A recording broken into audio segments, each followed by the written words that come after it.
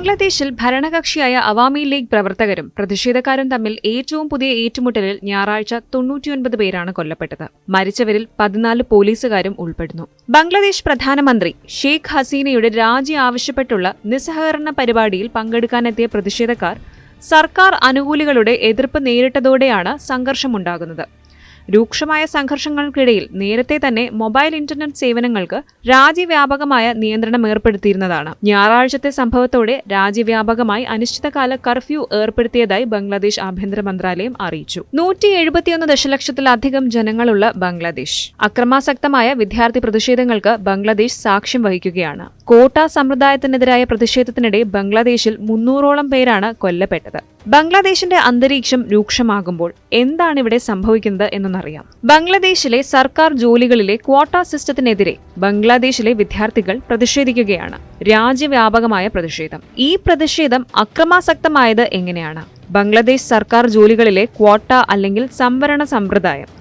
ഈ സമ്പ്രദായം ഒരു പ്രതിഷേധത്തിന് കാരണമായത് എങ്ങനെയെന്നും അറിയേണ്ടത് അനിവാര്യമാണ്. 2018 ഷെയ്ഖ് ഹസീന സർക്കാർ റദ്ദാക്കിയ സർക്കാർ ജോലികൾക്കായുള്ള രാജ്യത്തെ ക്വാട്ട സിസ്റ്റം ഹൈക്കോടതി ജൂലൈ 5 പുനഃസ്ഥാപിച്ചു. ഈ നീക്കമാണ് ഇങ്ങനെയൊരു കത്തുന്ന പ്രതിഷേധത്തിലേക്ക് നയിച്ചത്. ക്വാട്ട പരിഷ്കാരങ്ങൾക്കായുള്ള കേവല ആഹ്വാനത്തിനും അപ്പുറത്താണ് ഇപ്പോൾ പ്രതിഷേധങ്ങൾ എന്ന് വിദഗ്ധരും പറയുന്നു. മൊത്തത്തിലുള്ള സർക്കാർ ജോലികളുടെ 56% സംവരണമുള്ളതാണ്. ഇതിൽ 10% വീതം സ്ത്രീകൾക്കും പിന്നാക്ക ജില്ലകളിൽ നിന്നുള്ളവർക്കും.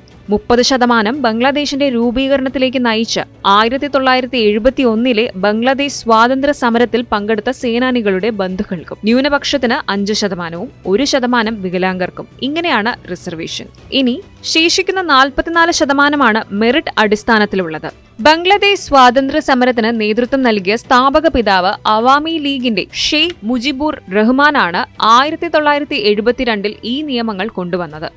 എന്നാൽ ഇടക്കാലത്ത് ഈ നിയമങ്ങൾ അത്ര കണ്ട് ശക്തമല്ലായിരുന്നു.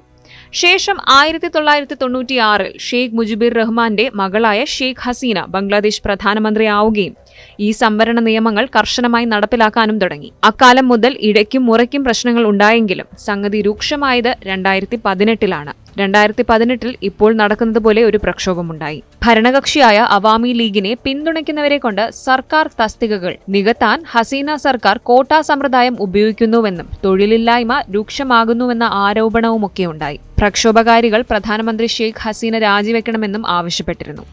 അങ്ങനെ സ്വാതന്ത്ര്യ സമര സേനാനികളുടെ ക്വാട്ട ഉൾപ്പെടെയുള്ള എല്ലാ സംവരണങ്ങളും സർക്കാർ റദ്ദു ചെയ്യുകയായിരുന്നു.